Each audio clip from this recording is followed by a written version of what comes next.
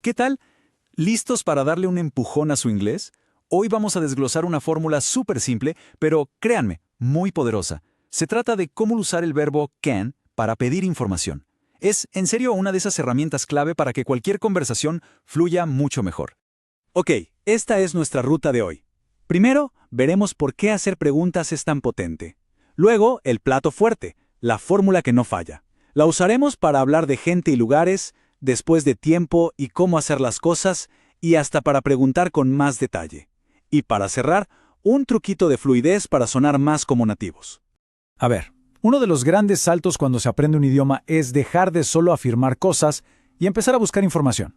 Las preguntas son literalmente la llave. Abren puertas, inician conversaciones y nos conectan con todo lo que nos rodea. Y aquí viene la gran pregunta, ¿no? ¿Cómo se pide información en inglés sin enredarse? Porque a veces la gramática se siente como un muro. Pero la clave, de verdad, está en tener un método, una especie de atajo confiable que siempre nos saque del apuro. Y bueno, aquí está el corazón de todo esto, nuestra llave maestra. Con esta estructura se van a acabar las dudas. Permite armar preguntas claras y correctas sin tener que pensarlo dos veces. A ver, vamos a meternos de lleno en esto. La fórmula es como una receta de 4 ingredientes. Primero, la palabra WH, ya saben, who, where, when, esas. Segundo, nuestro protagonista de hoy, can. Tercero, y aquí ojo, esto es súper importante, no se lo pueden saltar, el pronombre, I, you, we, el que sea. Y cuarto, el verbo principal, así, sin conjugar, en su forma base. Listo, con esos 4 pasos ya se tiene casi todo el repertorio de preguntas cubierto. Bueno, manos a la obra. Vamos a ver cómo funciona esta fórmula en la vida real. Empecemos con 2 de las preguntas más comunes que existen, sobre quién hace algo y sobre dónde encontrar algo. Imaginen esta situación. Se necesita saber quién está disponible en el trabajo. En español, diríamos algo como lo que ven en pantalla. Ahora, ¿cómo lo pasamos al inglés usando nuestra estructura? Y la respuesta es who can work on Friday. Si la analizamos, tenemos who, que es la palabra W, seguida de can y el verbo work. Ahora, este es un caso particular, porque la palabra who aquí no solo pregunta quién, sino que también funciona como el sujeto. Por eso, en este tipo de pregunta en específico, no hace falta añadir otro pronombre. Vamos con otro ejemplo, uno súper útil para cualquiera que esté de viaje. En español la pregunta es directa, pero al traducirla hay un detalle que es la típica trampa para los hispanohablantes. Y aquí está. Este es el error más pero más común. En español es normal saltarse el yo, pero en inglés, imposible. Es obligatorio poner el pronombre. Por eso, decir where can find the bank suena raro, está incompleto. Lo correcto es incluir ese I. Where can I find the bank? Esa pequeña palabra lo cambia todo. Es la pieza que hace que la frase funcione. Y para que veamos el ciclo completo, una respuesta a esa pregunta podría ser There's a bank next to the park. ¿Ven? Una pregunta bien hecha nos lleva a una respuesta útil. Sigamos, que esto se pone bueno. Lo genial de esta fórmula es que es un comodín, sirve para todo.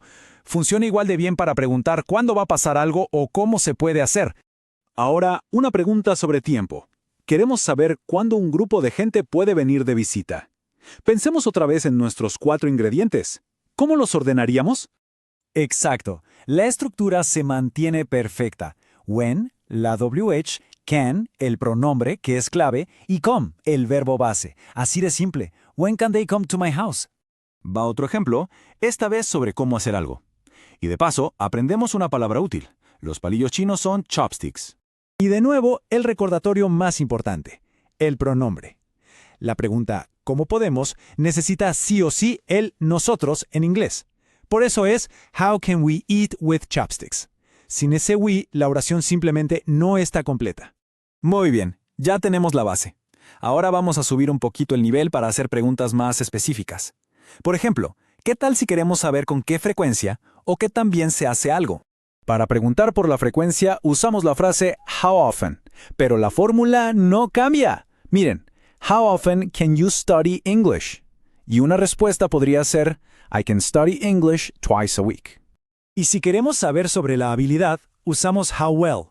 Por ejemplo, how well can you speak English? Y para responder, se puede usar una palabra como quite, que significa bastante. I can speak English quite well. Perfecto. Ya tenemos la estructura. La gramática está dominada. Ahora vamos al último toque, el que de verdad marca la diferencia. ¿Cómo hacer que todo esto suene fluido, natural, menos robótico? El secreto se llama sound linking o enlace de sonidos. No es más que conectar el sonido final de una palabra con el sonido inicial de la siguiente. Así se crea un discurso suave y continuo en lugar de palabras sueltas. Miren esto, porque aquí es donde la magia ocurre. Fíjense en cómo están unidas las palabras. No decimos work on con una pausa, no. El sonido final de la K se pega con la O y suena casi como una sola palabra. Work on, ¿ven? Who can work on Friday? Y lo mismo pasa abajo, no es find a, sino find a. Where can I find a bank? Ese pegamento entre sonidos es justamente lo que le da esa música, esa fluidez al inglés hablado. Entonces, para resumir, la idea central es que una fórmula súper simple, palabra WH más can más pronombre más verbo, nos abre la puerta a un mundo de preguntas. Y claro, un mundo de preguntas es un mundo de conversaciones. Así que, al final, la pregunta más interesante es esta. Ahora que ya se tiene la llave en la mano, ¿qué se quiere descubrir? El potencial para explorar, aprender y conectar es infinito.